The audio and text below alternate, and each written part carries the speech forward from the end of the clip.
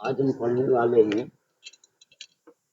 आज हम पढ़ने वाले हैं गोलीय दर्पण से प्रतिबिंब बनने के नियम।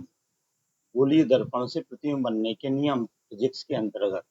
ठीक है, तो गोलीय दर्पण क्या होता है? ऐसा दर्पण जिसकी परावर्तक सतह गोलाकार हो गोलीय दर्पण कहलाता है। परावर्तक सतह कैसी हो? गोलीय दर्पण, स्फेरिकल मिरर। परावर्तक सतह कैसी हो? गोलाकार, मतलब ऐसा एक गोला हो और इसे दो भागों में यदि तोड़ दिया जाए तो एक भाग ऐसा बचेगा जिसकी बाहरी सतह उठी हुई हो और अंदर वाली सतह को डोपिंग कर दी जाए, कुछ परत अपारदर्शी बनाने पोत दी जाए इस वाले भाग को, शेष बचेगा इस टाइप का। तो यहाँ दूसरी साइड डोपिंग कर दी जाए, पोत दिया जाए कोई पदार्थ, तो चमकदार सतह उठी हुई हो तो ये कहलाता है गोलीय दर्पण में उत्तल दर्पण। और दूसरा कहलाता है अंदर वाली बीच वाली सतह दबी हुई हो, सिरे उठे हुए हों, तो ये कहलाता है अवतल दर्पण। ठीक है, तो गोलीय दर्पण क्या है? चमकदार सतह कैसी हो? परावर्तक सतह गोलाकार हो, वक्र के रूप में। तो एक होता है उत्तल, एक होता है अवतल, कन्वेक्स मिरर और कनकेव। ठीक है, दो प्रकार के होते हैं गोलीय दर्पण। अब इनमें प्रतिबिंब बनने के नियम पढ़ना है हमारे लिए।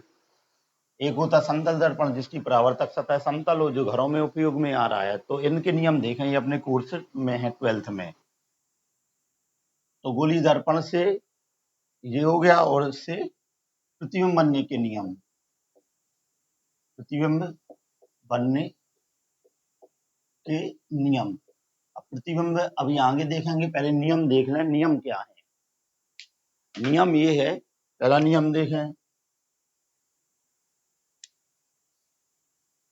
जैसे अभी हम ले लें, कौन सा दर्पण है ये? अवतल दर्पण। तो दर्पण का मध्य बिंदु क्या कहलाता है? ध्रुव कहलाता है। दर्पण के मध्य बिंदु को क्या कहते हैं? ध्रुव कहते हैं। दर्पण की अधिकतम लंबाई जहां से प्रकाश आपतित होता है द्वारक कहलाता है। तो mn क्या है? द्वारक। दर्पण जिस गोले से बना होता है उसके केंद्र को वक्रता केंद्र कहते हैं। ऐसे ऐसे एक वृत्त गोले से बना है ये, तो उसके केंद्र को वक्रता केंद्र कहते हैं। ठीक है, और यदि कोई वक्रता केंद्र और ध्रुव को मिलाने वाली काल्पनिक रेखा मुख्य अक्ष कहलाती है। ये मुख्य अक्ष कहलाती है।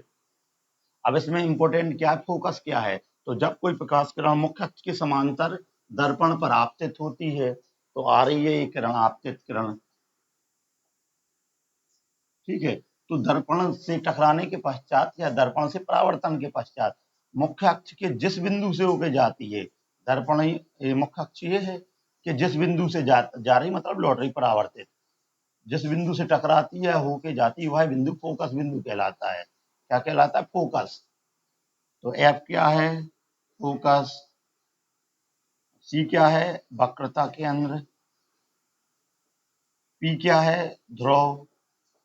सी से पी तक की दूरी क्या? सी पी क्या है? वक्रता त्रिज्या कहलाएगी।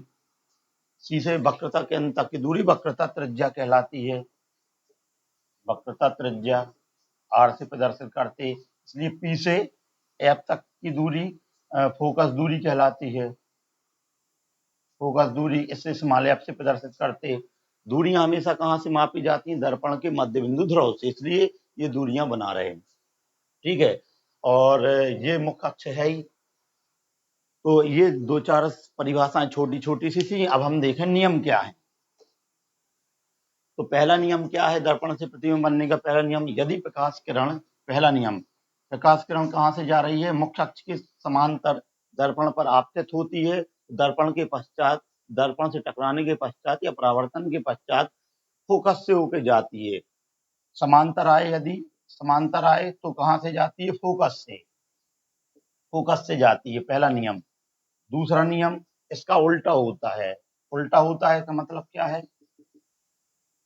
यदि एफ यहाँ सी होता है, पहला क्या है? समांतर आ रही तो फोकस से जा रही है। अब इसका एरो बदल दें, अब कहाँ से आ रही? यदि फोकस से आ रही है यदि कोई प्रकाश किरण फोकस से दर्पण पर आपतित होती है तो परावर्तन के पश्चात कैसी हो जाएगी? समांतर हो जाएगी।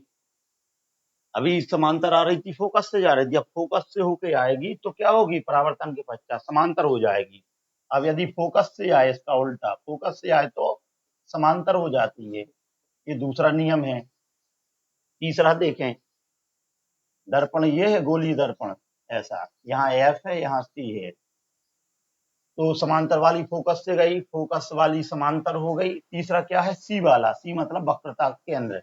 यदि कोई प्रकाश किरण दर्पण की वक्रता केंद्र से होकर आती है और दर्पण पर टकराती है या परावर्तित होती है तो परावर्तन के पश्चात उसी मार्ग से वापस लौट जाती है या उसी दिशा में वापस लौट जाती है। तो तीसरा नियम क्या है? वक्रता केंद्र से आए तो परावर्तन के पश्चात वक्रता केंद्र से ही वापस लौट जाती है या उसी दिशा में वापस लौट जाती है। ये गोलीय दर्पण से परावर्तन के नियम हैं जो बहुत सरल हैं। ठीक है।